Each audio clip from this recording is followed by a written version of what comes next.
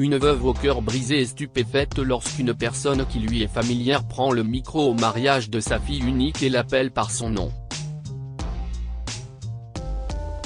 Le cœur de Déborah Henley a fait un bond lorsqu'elle a vu l'homme grand et mince traverser la scène et prendre le micro de la main de la chanteuse du mariage. C'était impossible, ce n'était pas possible. L'amour de sa vie est mort, et cet homme qui souriait en parlant au micro était une hallucination, un rêve imaginaire provoqué par l'excitation du mariage. Ça devait sûrement être ça. La bouche de Déborah ne disait qu'un seul mot, Mark. Mais Mark est mort depuis 20 ans, et elle avait passé près de 20 ans aux côtés d'un homme qu'elle n'aimait ni ne respectait, même s'il était le père de sa fille. Déborah s'était mariée directement à la sortie du lycée, avec son amour de lycée, le père de son bébé à naître. À l'époque, Frank était gentil et drôle, et bien sûr, il buvait trop, comme toute l'équipe de football. Cela semblait normal, quelque chose que tous les garçons faisaient avant de se caser, ce qui ne fut pas le cas pour Frank. Une blessure avait mis fin à sa carrière de footballeur universitaire, et après cela, il avait commencé à boire encore plus. Il avait trouvé un emploi chez un concessionnaire automobile local, mais il arrivait au travail tard et avec la gueule de bois, ainsi au bout d'un moment, son patron l'a renvoyé. CIST donc Déborah qui subvenait aux besoins de la petite famille, en travaillant comme serveuse au grill de la ville. Lorsque leur fille Sienna a eu 3 ans, Déborah a pris conscience que son mariage est une erreur, que Frank est alcoolique et qu'elle doit trouver un moyen de subvenir seule à ses besoins et à ceux de sa fille. Personne ne peut séparer les vrais amoureux. Quitter Frank signifierait quitter sa ville natale, s'installer dans un endroit où elle ne connaîtrait personne, et ce ne serait pas facile avec un enfant en bas âge. Alors Déborah demanda de l'aide à sa mère. Maman, je veux aller à New York, trouver un travail et un appartement, a-t-elle expliqué. Ensuite, je pourrais venir chercher Sienna, mais j'ai besoin que tu m'aides, que tu t'occupes d'elle. La mère de Déborah n'avait jamais aimé Frank, et elle pensait que la meilleure chose pour sa fille était de se tenir loin de lui, alors elle a accepté, et une semaine plus tard, Déborah était partie pour la grosse pomme. Déborah n'est qu'un des milliers de rêveurs qui arrivent à New York à la recherche d'un avenir radieux, et trouver un emploi n'est pas facile. Elle y a notamment trouvé un poste de femme de chambre dans l'un des hôtels de luxe de la ville. C'est là qu'elle avait croisé pour la première fois la route de Marc Duchamp, le fringant petit frère millionnaire du propriétaire de la chaîne d'hôtels. Le plus drôle, c'est qu'il avait remarqué Déborah, une humble servante, et qu'il en était tombé amoureux. Cela avait été le début d'une période magique dans la vie de Déborah. Marc l'avait traitée comme une princesse. Il l'a emmenée dîner et danser sur les toits de New York, et il lui a demandé de l'épouser. Déborah a expliqué qu'elle devrait divorcer de Frank, et Marc a promis qu'il s'occuperait de Sienna comme si elle était la sienne. Le jour où il a placé une magnifique bague en diamant au doigt de Déborah, Marc a annoncé les fiançailles à sa famille. Il admet que son frère n'avait pas voulu qu'il épouse une humble domestique, mais il est convaincu qu'il se ravisera. Déborah n'a jamais su s'il l'aurait fait ou non, car une semaine plus tard, Marc a été tué dans un accident de voiture.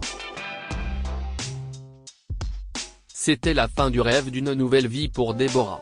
Elle est montée dans un bus pour rentrer chez elle, auprès de sa fille et de Frank. Elle est retournée dans son ancienne maison, mais pas dans le lit de Frank. Cette partie de sa vie était terminée. Marc était parti, et Déborah savait qu'elle ne pourrait jamais aimer, embrasser ou rire avec un autre homme. Au fil des ans, Frank a sombré davantage dans l'alcoolisme, et Deborah a consacré toute son énergie et tout son amour à élever sa charmante fille. Elle a repris son travail au grill, et après quelques années, elle a été promue manager. Ce n'était pas une mauvaise vie, se disait parfois Deborah, elle n'était pas malheureuse, seulement vide. Lorsque Sienna est partie à l'université, Deborah s'est sentie encore plus seule, et la présence de Frank dans la maison n'a rien arrangé.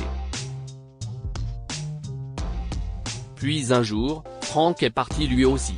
Les médecins lui ont dit que son cœur s'était tout simplement arrêté. Étrangement, Deborah s'est mise à pleurer Frank, non pas l'ivrogne qui avait gâché sa vie, mais le garçon doux et drôle qu'il avait aimé. Je suis un albatros, se dit Deborah avec amertume, une veuve noire, je détruis tout ce qui m'aimant. Deborah se ferme encore plus au monde qui l'entoure, jusqu'à ce que Sienna revienne à la maison quelques mois après la mort de Frank avec une merveilleuse nouvelle, elle allait se marier.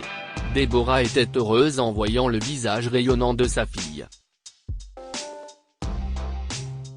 Sienna allait trouver le bonheur qui avait échappé à Deborah, et ce mariage en était la première étape. Elle avait travaillé dur pour que tout soit parfait et ça l'avait été jusqu'à ce que le fantôme de son amour perdu apparaisse sur scène. Deborah, s'écria l'homme qui ressemblait à Mark. Je t'ai fait une promesse il y a 20 ans, que je serais le père dont ta fille avait besoin, et je suis ici pour tenir cette promesse.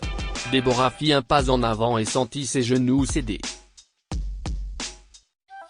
Mark ? a-t-elle demandé. Mark ? Si est-il vraiment toi ? Et avant qu'elle ne le sache, ses bras l'entouraient. Debbie, a-t-il chuchoté. Il m'a fallu si longtemps pour te trouver. Mais tu es mort. Ils m'ont dit. Deborah a pleuré. J'ai été blessée, et dans le coma pendant longtemps, a expliqué Mark. J'ai subi des années de chirurgie et de thérapie. Et quand je suis rentré chez moi, mon frère m'a dit que tu étais retourné auprès de ton mari. Il a dit que tu étais mort, s'étonne Deborah. Je suis rentré à la maison mais Frank n'a plus jamais été mon mari. Mark souriait.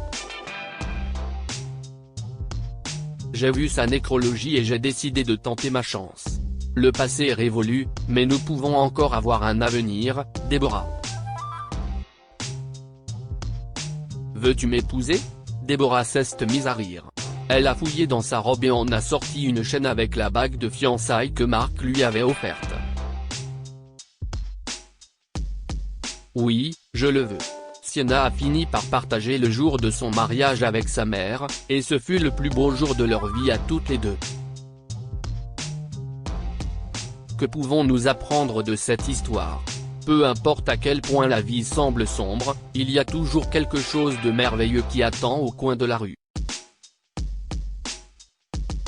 Deborah avait renoncé à l'amour jusqu'à ce que Mark se présente au mariage de sa fille. Personne ne peut séparer les vrais amoureux.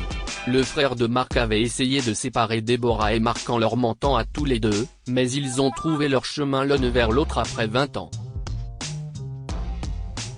Partagez cette histoire avec vos amis. Elle pourrait égayer leur journée et les inspirer. Lire aussi, 2 ans après le décès de son mari, elle le voit en vacances et le suit. Histoire du jour. Abonnez-vous à Amo Mama sur Google News.